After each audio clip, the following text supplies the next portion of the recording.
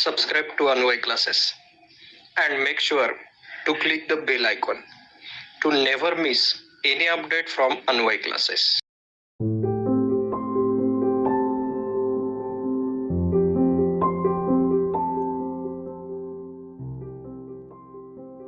Hello everyone, अभी हम लोग बात करने वाले डिमेरिट्स ऑफ मेंडेलियस पीरियोडिक टेबल पे। लास्ट सेशन पे हमने बात किया था मेंडेलियस के मेरिट्स पे, और ये सारी बात हमने स्टार्ट किया था डोबेरेनर के ट्रायड से। आप जानते हो डोबेरेनर के ट्रायड्स पे हमने बात किया था, उसके मेरिट्स, उसके डीमेरिट्स पे बात, उसका स्टेटमेंट और उसके एग्जाम्पल और उसके डीमेरिट्स पे बात किया था। न्यूलैंड्स जो आएगा, ये न्यूलैंड्स में हमने उसके स्टेटमेंट और उसके डीमेरिट्स पे बात किया था। ये मेंडेलीव है, इसके बारे में हमने लास्ट सेशन पे बात किया था। इसके स्टेटमेंट, इसके मेरिट्स, इस पे क्वेश्चन आएगा। अभी ये है हमारे पास डीमेरिट्स पे। तो डीमेरिट्स में हमारे पास जो क्वेश्चन रहेगा उसके पॉइंट्स है 1, 2, 3 and 4। These are the 4 points and the 4 points are: first one is cobalt and nickel, second is isotopes, and third one is atomic mass, fourth one is hydrogen। ये point को consider करके हमें ये question बहुत अच्छे से explain करते आएगा। अभी हम लोग क्या करेंगे, यहाँ पे सबसे पहले क्वेश्चन पे बात जा रहा है। ये देखो, ये मैं बता रहा हूँ कोबाल्ट और निकेल की बात, ठीक है। Point number 1, cobalt and nickel. इसमें क्या बात है, आप जानते हो कि हमने मेंडेलीव अंकल को देखा है पीरियोडिक टेबल को, उसके एलिमेंट्स को अरेंज करते टाइम पे उसने क्या किया था, all the elements are arrange in their increasing order of their atomic masses, है ना। सारे एलिमेंट्स के 63 एलिमेंट्स नॉन एलिमेंट्स थे, जैसे कि आप जानते हो कि ये सारे एलिमेंट्स के एटॉमिक मास को उसने इंक्रीजिंग ऑर्डर में लगाया, और इंक्रीजिंग ऑर्डर में उसने एलिमेंट्स को अरेंज किया। सारे के सारे 63 एलिमेंट को अरेंज कर दिया। इसको अगर इंक्रीजिंग ऑर्डर में अरेंज करना है तो यहाँ पे दिक्कत क्या आ रही है, दिक्कत ये थी कि ये जो कोबाल्ट और निकेल है, ये दोनों का एटॉमिक मास जो था उस टाइम पे हमें पता जो था वो एटॉमिक मास 59 ये था, एटॉमिक मास था 59। अभी प्रॉब्लम क्या आ रहा है कि अगर एटॉमिक मास 59 है, कोबाल्ट का भी है और एटॉमिक मास निकेल का भी 59 है, तो फिर अगर इंक्रीजिंग ऑर्डर में एलिमेंट्स को हम लोग अरेंज कर रहे तो फिर पहला हम लोग कोबाल्ट को रखे या निकेल को रखे, ये दिक्कत आ रही है ना। The problem is which element should be placed at the first, whether it should be cobalt or nickel, because both these elements have same atomic masses, and this is what it creates ambiguity, है ना।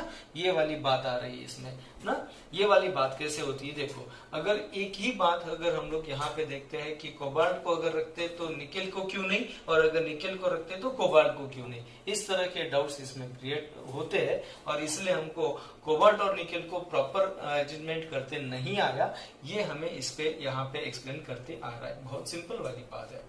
As the elements in the Mendeleev's periodic table are arranged in the increasing order of their atomic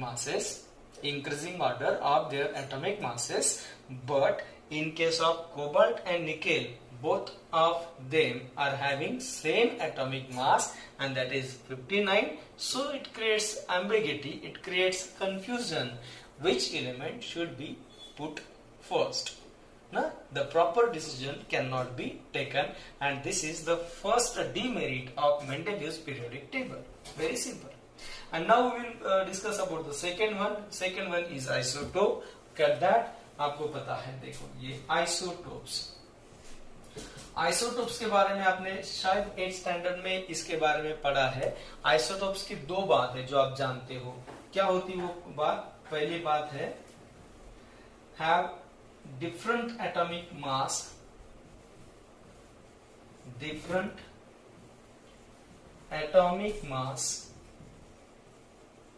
they have different atomic mass, and second one is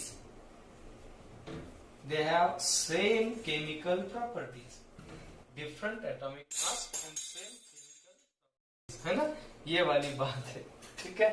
तो यहाँ पे क्या हो रहा है कि एलिमेंट को जैसे अरेंज किया है उसने मेंडेलीव अंकल ने, तो एटॉमिक मास के इंक्रीजिंग ऑर्डर में उसको अरेंज किया है। मान लो कि यहाँ पे मेरे पास, जैसा आप जानते हो कार्बन का आइसोटोप आपको पता है, कार्बन 12 एंड कार्बन 14, ये उसके एटॉमिक मास डिफरेंट वाले दो आइसोटोप्स है ना कार्बन के।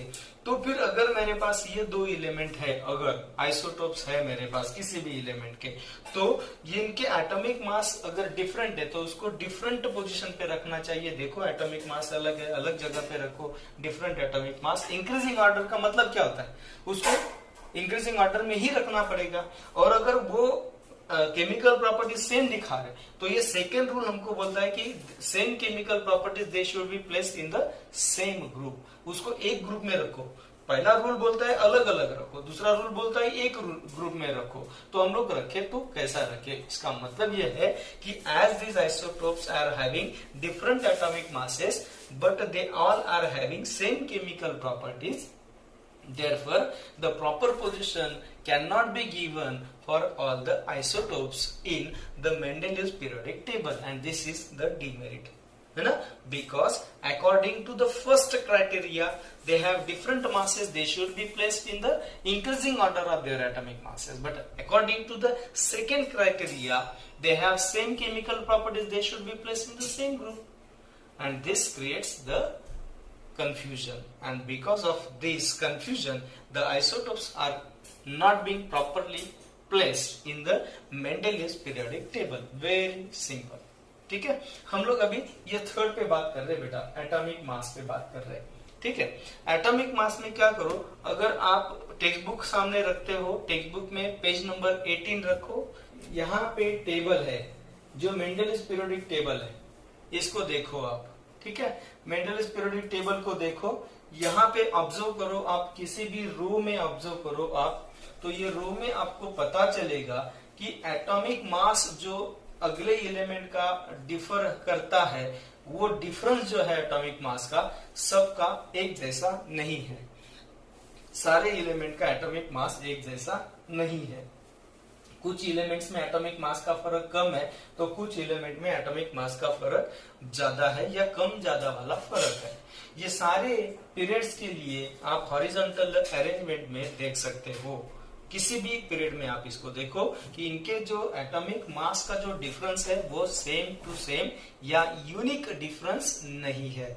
इसका परिणाम क्या होगा कि अगर हम लोग सोचते हैं कि न्यू एलिमेंट्स डिस्कवर्ड हो जाएंगे, तो उनको अगर मुझे यहाँ पे इन बिटवीन पोजीशन देना होगा, तो हम लोग कितना पोजीशन ब्लैंक रखे ताकि न्यूली डिस्कवर्ड एलिमेंट को हम लोग मेंडेलिव्स पीरियोडिक टेबल में वहां पे रख पाए फ्यूचर में। तो ये पॉसिबल ही नहीं है कि कितने एलिमेंट्स वहां पे आएंगे हम लोग उसको गेस कर सकते, ये पॉसिबल है नहीं, क्योंकि जो डिफरेंस है वो यूनिक नहीं है। And that is the third problem, है ना, that is for the atomic mass, है ना। The difference in the atomic mass of the consecutive elements, they were arranged in the Mendeleev's periodic table, na, this difference is not same, and that is why it creates a confusion. That is the third demerit of Mendeleev's periodic table. Very simple. अभी हम लोग ये fourth की बात करते हैं जो हमें बता रहा है हाइड्रोजन के लिए। हाइड्रोजन के लिए आप जानते हो, हाइड्रोजन इसके लिए आप जानते हो, इसका ये न्यूक्लियस है जिसमें प्रोटॉन है। हाइड्रोजन अकेला ऐसा एलिमेंट है कि जिसके पास एक ही प्रोटॉन है और न्यूट्रॉन नहीं है। इसका एक प्रोटॉन अगर है तो इसके पहले ऑर्बिट में एक ही इलेक्ट्रॉन रहेगा। ठीक है, अभी दूसरी बात देखो, यहाँ पे अगर मैं यहाँ पे देखूं अल्कली मेटल्स,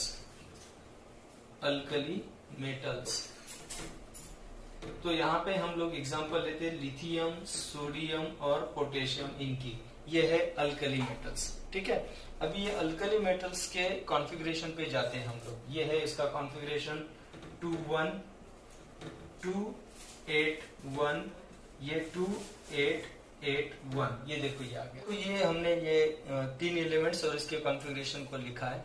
ठीक है, अभी इसके बारे में सोचो कि अगर हम लोग लिथियम को या सोडियम को, पोटेशियम को, अगर वो स्टेबल होने की कोशिश करेगा तो क्या करेगा, it will tends to lose this one electron. अगर ये एक इलेक्ट्रॉन दे देता है वो किसी को, तो इसका कॉन्फ़िगरेशन क्या हो जाएगा, 2 हो जाएगा, जो ये स्टेबल हो जाएगा, ये 2-8 हो जाएगा, स्टेबल हो जाएगा, ये 2-8-8 हो जाएगा, स्टेबल हो जाएगा, जिसमें आप देख सकते हो इसका जो आउटर मोस्ट ऑर्बिट जो भी हो ना, ये हो फर्स्ट या फिर सेकंड या फिर थर्ड, वो इलेक्ट्रॉन से पूरा भरा हुआ है, और फिर अगर भरा है तो वो स्टेबल हो जाता है। इसका मतलब सेम है कि these alkali metals show the tendency to lose their one electron from the outermost orbit and they become stable। ये जो अल्कली मेटल्स है ये अपना लास्ट ऑर्बिट में जो एक सिंगल इलेक्ट्रॉन है उसको दे देते हैं, और उसको देने के बाद वो स्टेबल हो जाते हैं। ठीक है, ऐसे टेंडेंसी अगर अल्कली मेटल्स दिखाते तो आप यहाँ पे हाइड्रोजन को देखो, हाइड्रोजन भी यही बात कर सकता है। वो जो है ना, ये एक इलेक्ट्रॉन किसी को दे देगा। अभी इसके पास प्रोटॉन्स वाला एक बस न्यूक्लियस है, इसका मतलब अभी इसके कॉन्फ़िगरेशन में कोई इनकम्प्लीट ऑर्बिट नहीं है, तो ये हाइड्रोजन स्टेबल हो जाता है। जिस तरह से ये अल्कली मेटल एलिमेंट्स ये एक इलेक्ट्रॉन लेके स्टेबल होते हैं, वैसा हाइड्रोजन भी एक इलेक्ट्रॉन लेके स्टेबल होता है। मतलब इसकी हाइड्रोजन की टेंडेंसी अल्कली मेटल्स जैसे दिखती है। लेकिन सिर्फ ये एक बात नहीं है, इसके साथ एक और बात भी है। हम लोग दूसरे केस की बात करते हैं। मैं यहाँ पे लिख रहा हूँ halogens. Structure of modern periodic table पे बात करने वाले इस टाइम पे मैं इसको अल्कली मेटल्स क्यों बोलते हैं, इसको हैलोजन क्यों बोलते हैं, इस पे हम लोग बात कर लेंगे अच्छे से। अभी हैलोजन का एग्जांपल मैं यहाँ पे रख रहा हूँ। देखो, आप जानते हो फ्लोरीन, क्लोरीन, ब्रोमीन, आयोडीन, ये है हैलोजन्स। 17 ग्रुप में इसको आप मॉडर्न पीरियोडिक टेबल में इनको देख सकते हो। मैं इनके कॉन्फ़िगरेशन को यहाँ पे लिखता हूँ ना। फ्लोरीन का कॉन्फ़िगरेशन है 2-7। क्लोरीन का तो आप जानते हो, क्लोरीन का हमने लास्ट ईयर भी इस पे बात किया था, 5th चैप्टर में कॉन्फ़िगरेशन पे बात किया था। देखो ये, ठीक है, ये क्या है, देखो 2-8-7 है ना। और फिर ये ब्रोमीन का कॉन्फ़िगरेशन आप नेट पे भी इसको वेरीफाई कर सकते हो। ये कॉन्फ़िगरेशन है 2-8, 18 एंड 7। देखो 35 एटॉमिक नंबर है, तो इस तरह से इसका कॉन्फ़िगरेशन आ रहा है। इनको देख के आप इसको जज कर सकते हो कि ये जो एलिमेंट्स है, ये एलिमेंट्स इलेक्ट्रॉन रिसीव करने की टेंडेंसी दिखाते हैं। जैसे ये इलेक्ट्रॉन दे के स्टेबल होते हैं, वैसे ये इलेक्ट्रॉन लेके फिर स्टेबल होते हैं। जैसे ये एक इलेक्ट्रॉन ले लेगा, ये एक इलेक्ट्रॉन लेगा, ये एक इलेक्ट्रॉन लेगा, तो इसका कॉन्फ़िगरेशन क्या बनेगा, 2-8। इसका बनेगा क्या, देखो ये यहाँ पे क्या बनेगा, ये बनेगा 2-8-8।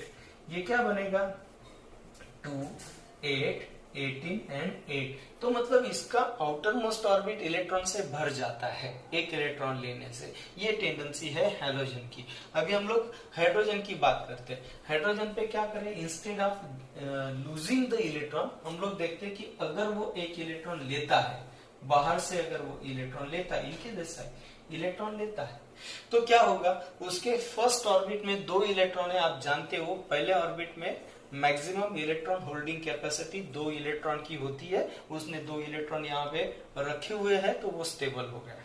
मतलब ये होता है hydrogen also can become stable by receiving 1 electron in the first orbit becomes 2 electrons. उसका पहले का एक और ये रिसीव करने के बाद मिला हुआ एक मिलके 2 हो गए, और इसका वो ऑर्बिट इलेक्ट्रॉन से भर गया, तो ये स्टेबल हो गया। अभी हाइड्रोजन की यूनिक प्रॉपर्टी दिखती क्या है, वो इलेक्ट्रॉन देके भी स्टेबल होता है और इलेक्ट्रॉन लेके भी स्टेबल होता है। अभी क्या हो गया, मेंडेलीव अंकल जैसे एलिमेंट को यहाँ पे अरेंज कर रहे थे, अरेंज करते टाइम पे आपको पता है कि इस तरह से वो जैसे एलिमेंट को रख रहा था, तो किसी भी एलिमेंट को रखते टाइम पे आपको वो दिखता है कि अगर किसी एलिमेंट का प्रॉपर्टी किसी ग्रुप के साथ अगर वो मैच करता है, तो वो उसको वहां पे रखता है। अगर वो मैच करता है तो एलिमेंट को वो वहां पे रखता है। अभी हाइड्रोजन के लिए प्रॉब्लम क्या हो रहा है कि वो इसके साथ भी प्रॉपर्टी सेम दिखा रहा है और इसके साथ भी प्रॉपर्टी सेम दिखा रहा है। ठीक है, अगर कोई एलिमेंट किसी ग्रुप के साथ सेम प्रॉपर्टी दिखाएगा तो उसके साथ वहां पे रखा जाएगा। मेंडेलीव अंकल की ये प्रिंसिपल लाइन थी।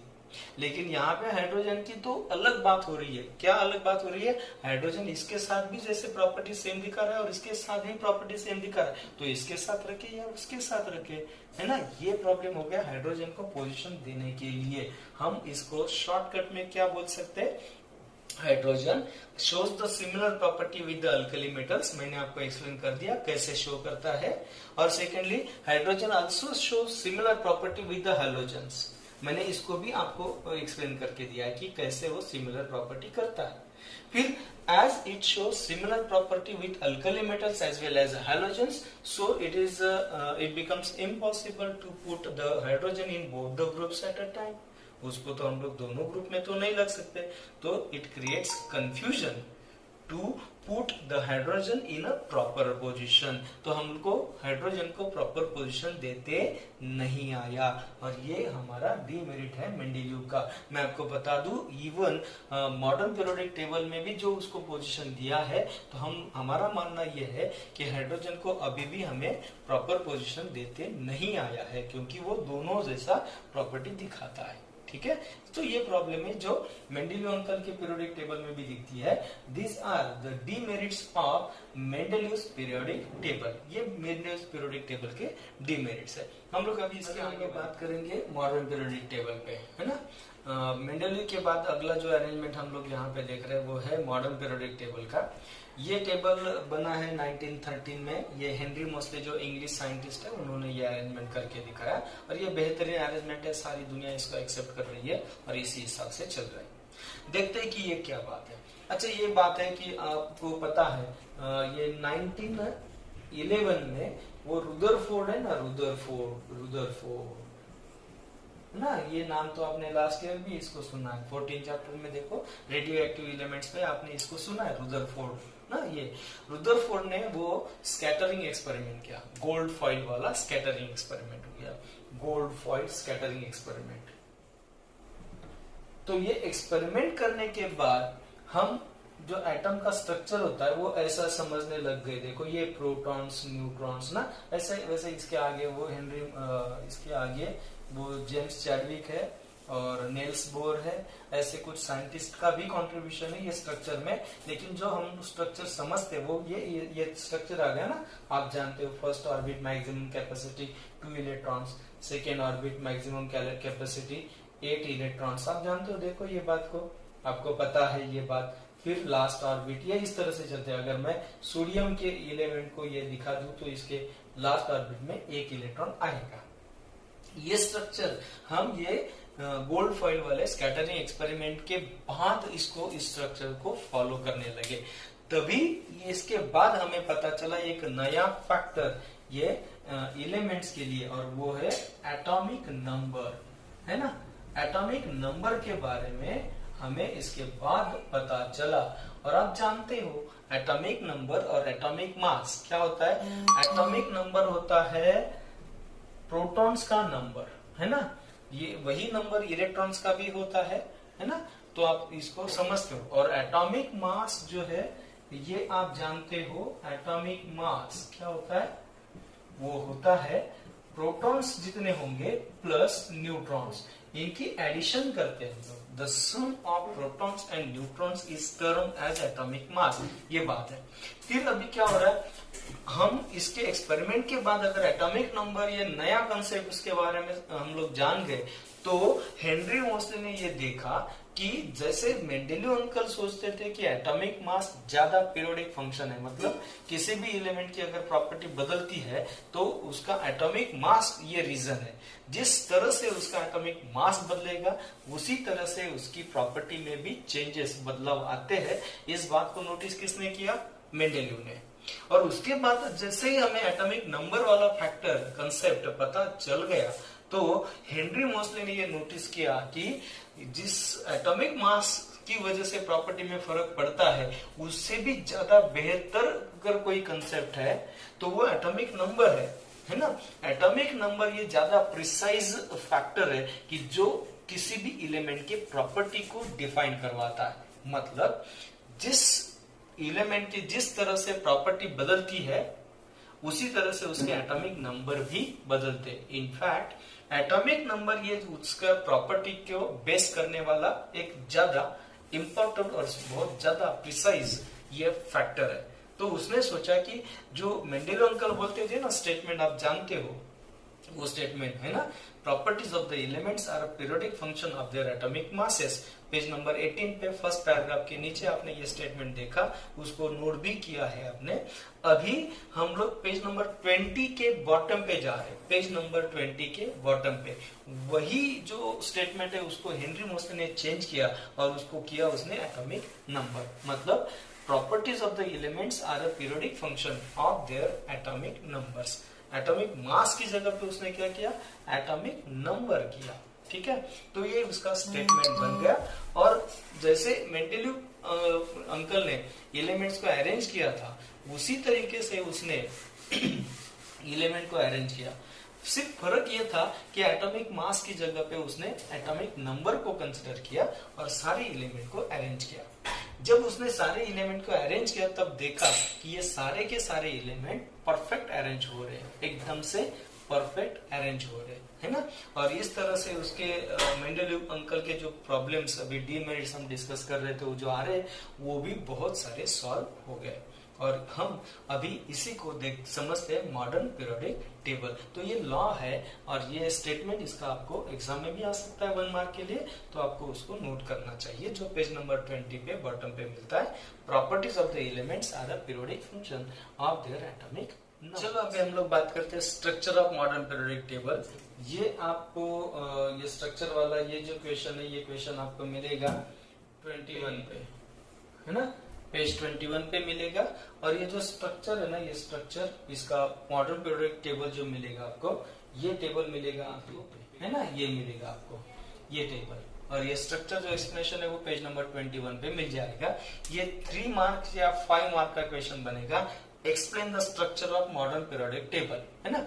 इसमें क्या पॉइंट्स आ रहे हैं देखो, इसमें 3 पैराग्राफ से आपको पेज नंबर 21 पे मिलेंगे। ये पॉइंट्स कौन से देखो, ये पहला पॉइंट यहाँ पे मैं लिखता हूँ, ग्रुप्स एंड पीरियड्स। पॉइंट हमको मिलेगा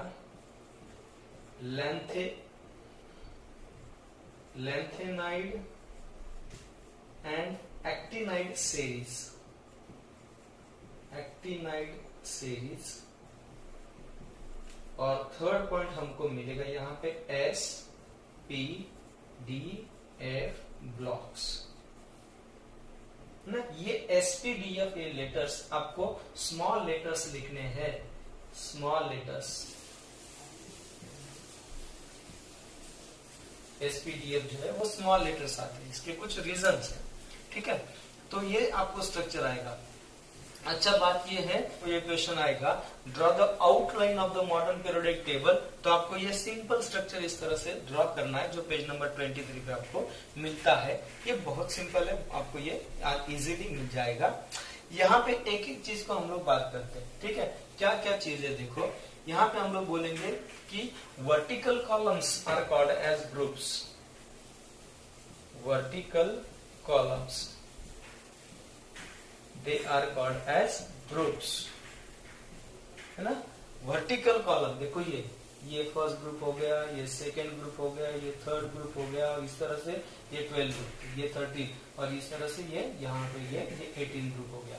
इस तरह से जो वर्टिकल कॉलम्स है इनको हम लोग बोलते हैं groups.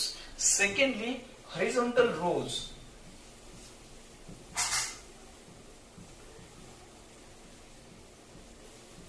horizontal rows are called as periods. Horizontal rows are called as periods। देखो ये फर्स्ट रो है, इसमें बस 2 ही एलिमेंट है, और ये सेकेंड रो देखो, ये सेकेंड रो, और इस तरह से आपको ये थर्ड रो मिलेगा। ये देखो ये थर्ड रो है, और ये इस तरह से ये फोर्थ रो है। ये जो हॉरिजॉन्टल रोज है ना, these rows are called as periods। ये वाली बात है, बहुत सिंपल। तो मेरे 2 स्टेटमेंट हो गए इसके लिए। देखो ये पहला पॉइंट है, मैं स्ट्रक्चर एक्सप्लेन कर रहा हूँ मॉडर्न पीरियोडिक टेबल का, और यहाँ पे मेरे ये पॉइंट्स हो रहे हैं ना। ग्रुप्स के लिए क्या बोलूं मैं, vertical columns are called as groups, and periods के लिए क्या बोलूं मैं, horizontal rows are called as periods. बहुत सिंपल वाली बात। इसके आगे और भी कुछ हम लोग बोल सकते हैं। देखो क्या बोल सकते हैं हम लोग, ग्रुप्स के लिए आप बोलो, ये ग्रुप्स के लिए आप यहाँ पे देख सकते हो, टेक्स्ट बुक में भी आपको मिलेगा। क्या बोलते हैं हम लोग, वर्टिकल कॉलम्स ना। There are 1 2 3, look at that, how many 18 groups are there, है ना। How many groups are there? 18 groups are there. Look at that in the modern periodic table. कितने हैं वो? 18 है। दूसरी बात, अगर हम लोग ये रोज को देखते हैं 1 2 3 4, ये रोज को देखते हैं, कितने दिख रहे हैं वो? 7। तो ये देखो ये पीरियड्स कितने आ रहे हैं मेरे पास? 7 पीरियड्स आ रहे हैं। हाँ, तो हम लोग बात कर रहे थे कि in modern periodic table the vertical columns are called as groups and there are 18 groups. In the same way the horizontal rows are called as periods and there are 7 periods in the modern periodic table. एकदम simple वाली बात। इसके साथ ये जो groups और periods है, इसको हम लोग कुछ और भी एक्सप्लेन करवा सकते हैं, ठीक है। जैसे कि आप देखो यहाँ पे आपको मिलेगा, देखो ये क्या मिलेगा, देखो ये फर्स्ट ग्रुप जो है ना, फर्स्ट ग्रुप, इसको हम लोग बोलते हैं alkali metals. First group elements are called as alkali metals. फिर ये सेकेंड वाली बात आती है, इसको हम लोग बोलते हैं alkaline earth metals. Second group elements are called as alkaline earth metals. और फिर यहाँ पे आप देखो बात, ये 17 ग्रुप की बात करता हूं मैं, ये ग्रुप की बात कर रहा हूं, ठीक है। तो इसको हम लोग बोलते हैं halogens. 17 group elements are called as halogens. और फिर ये लास्ट वाली बात elements are called as noble gases, है ना। ये 4 सेंटेंस बहुत सिंपली हो गए। देखो, first group elements are called as alkali metals, second group elements are called as alkaline earth metals, 17 group elements are called as halogens and 18 group elements are called as noble gases. बहुत simple वाली बात है। इसके आगे हम लोग बात करते हैं, यहाँ पे मैं अगर इसको रब करूं तो इसको समझने में आपको शायद अच्छे से मदद हो सकती है। इसको मैं रब कर दूं, देखो ये गया। यहाँ पे हम लोग बात करेंगे सेकेंड लैंथेनाइड और एक्टिनाइड सीरीज की। तो ये लैंथेनाइड और एक्टिनाइड सीरीज में क्या आएगा, देखो एकदम सिंपल वाली बात, देखते हैं क्या आएगा। अब देखो यहाँ पे ग्रुप नंबर 3 की बात करते हैं। ग्रुप नंबर 3 में देखो ये है, मैं इसकी बात कर रहा हूँ, ये देखो ये ग्रुप नंबर 3 की बात कर दी, ये ग्रुप नंबर 3। और ये पीरियड नंबर 6 की बात कर रहे हैं हम लोग, ये पीरियड नंबर 6। यहाँ पे ये बॉक्स पे आप देखो, यहाँ पे देखो, यहाँ पे क्या है, यहाँ पे जो एलिमेंट है जिसका एटॉमिक नंबर आ रहा है 57 से लेके 71 तक के, ये सारे के सारे जो एलिमेंट्स है इनमें प्रॉपर्टी सेम है। तो ये पहला जो एलिमेंट आ रहा है लैंथेनम के बाद में आ रहे, तो ये जो एलिमेंट है लैंथेनम के बाद, इसके बाद आने वाले 71 एटॉमिक नंबर तक के एलिमेंट्स, इनके लिए हम लोग बोलते हैं कि ये सारे सिमिलर प्रॉपर्टी वाले, सबको 15 एलिमेंट्स है, इनको यहाँ पे रखना चाहिए। लेकिन यहाँ पे वो सारे के सारे एलिमेंट हम लोग नहीं रख सकते, तो इनको हमने ये मॉडर्न पीरियोडिक टेबल के बॉटम पे इसको पोजीशन दिया है ना, ये वाले। तो इसको हम लोग लैंथेनम के बाद आ रहे हैं, तो इनको हम लोग बोलते हैं लैंथेनाइड सीरीज। यही बात आ रही है, ये देखो ये थर्ड ग्रुप और 7th पीरियड की बात आ रही। देखो यहाँ वाली बात, ये जो है इसका एटॉमिक नंबर है 89 और ये आ रहा है यहाँ पे 103 तक का। ये है एक्टिनाइड, देखो ये एक्टिनम है, ये एक्टिनम, यही सेम है। All these elements, 15 elements, right from atomic number 89 to 103, have same chemical properties, so they should be placed at the same place. सारे के सारे एलिमेंट की प्रॉपर्टी सेम है, सबको एक जगह पे रखना चाहिए। लेकिन 15 एलिमेंट एक ही बॉक्स पे रख नहीं सकते हम लोग, that is why they are being given a position at the bottom of modern periodic table. वो एक्टिनम के बाद में आ रहे हैं, इसके लिए हम लोग उनको बोलते हैं एक्टिनाइड सीरीज ना। तो ये है लैंथेनाइड और एक्टिनाइड सीरीज वाली सिंपल बात। इसके बाद हम लोग बोलते हैं, ये देखो एसपीडीएफ ब्लॉक वाली बात है ना। एसपीडीएफ ब्लॉक में क्या बोलते हैं हम लोग, देखो ये आप यहाँ पे देखो, मैं इसको मिटा दूं, अगर मुझे थोड़ा अच्छे से एक्सप्लेन करते आएगा, अगर मैं इसको मिटा देता हूँ तो ये देखो ये क्या है। यहाँ पे ग्रुप नंबर 1 और 2 एलिमेंट जो है ना, ग्रुप नंबर 1 और 2, इसको हम लोग बोलते हैं S block elements. S block elements ना, इसमें सारे के सारे मेटल्स है। फिर यहाँ पे देखो ग्रुप नंबर 13 से लेके ये 18 तक का, ये पूरा इतना ग्रुप, ये है पी ब्लॉक एलिमेंट्स। ये पी ब्लॉक एलिमेंट्स है। यहाँ पे आप देखो, यहाँ से वो इस तरह से ये चल रहा है, इस तरह से, और ये zigzag पोजीशन में आपको ये दिखेगा, और ये इस तरह से आ रहा है, जिगजैग पोजीशन में। यहाँ पे क्या हो रहा है, ये जिगजैग पोजीशन पे आपको मिलेगा, ये देखो इसको हर जगह पे यहाँ पे यहाँ पे यहाँ पे ये एलिमेंट्स, और इन बिटवीन ये जो 1 2 3 इसके यहाँ पे और यहाँ पर भी ये एलिमेंट्स इतने सारे हैं मेटलॉइड्स। आप जानते हो the elements which show some properties of metals and some properties of non metals are called as metalloids. तो ये मेटलॉइड्स है, इसके यहाँ पे मेटल्स है और यहाँ पे मेटलॉइड्स और यहाँ पे नॉन मेटल्स है। मतलब इन शॉर्ट हम लोग बोल सकते हैं कि पी ब्लॉक में मेटल्स, नॉन मेटल्स और मेटलॉइड्स सारे टाइप के एलिमेंट्स आते हैं। एस ब्लॉक में सिर्फ मेटल्स आते हैं। यहाँ पे 3 to 12 में आ रहा है हमारा डी ब्लॉक, और यहाँ पे भी सारे के सारे मेटल्स है। और फिर लास्ट में यहाँ पे आ रहा है 8 ब्लॉक, और ये भी सारे के सारे मेटल्स है। ये वाली बात है, ठीक है। और एक बात हम लोग यहाँ पे देख सकते हैं, ये जो 1 और 2 एलिमेंट्स है, एस ब्लॉक एलिमेंट्स है, ये है नॉर्मल एलिमेंट्स, ये भी है नॉर्मल एलिमेंट्स, है ना, जबकि ये है ट्रांजिशन एलिमेंट्स, ट्रांजिशन एलिमेंट्स। और ये लास्ट वाला है, ये inner transition elements, inner transition elements, ऐसा है वो। और इस तरह से हम लोग एसपीडीएफ की बात कर सकते हैं। ये है structure of modern periodic table.